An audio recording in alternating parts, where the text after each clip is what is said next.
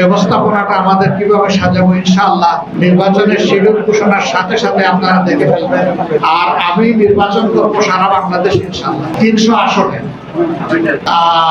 আমি ওই সমস্ত প্রার্থীদের জন্য সময় দিব, দেশে দেশে ঘুরবো, যারা সত্যিকার অর্থে বাংলাদেশকে জনগণের আকাঙ্ক্ষার একটা বাংলাদেশ হিসাবে গড়ে তুলবে।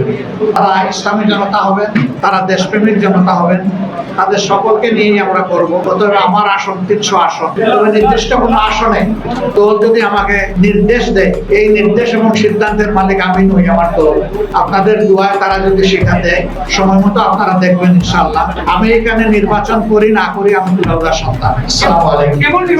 খুব ভালো নির্বাচন আমরা আশা করি, কিন্তু সেই নির্বাচনের হতে কালকেও বলেছি, আমরা আশা করব যে নির্বাচনকে প্রশ্নবিদ্ধ করার কেউ চেষ্টা করবেন না।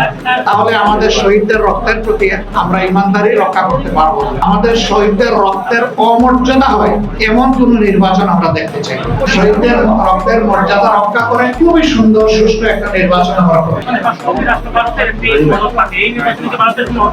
না। কোনো দেশেরই হস্তক্ষেপ আমাদের দেশে থাকুক, কোনোভাবেই নির্বাচন এটা আমাদের কামনা না। যেমন আমরাও কোনো দেশে কোনো বিষয়ে হস্তক্ষেপ করতে চাই না। আমরা সবাইকে বন্ধু হিসাবে ধন্যবাদ আপনাদেরকে। আসসালামু আলাইকুম।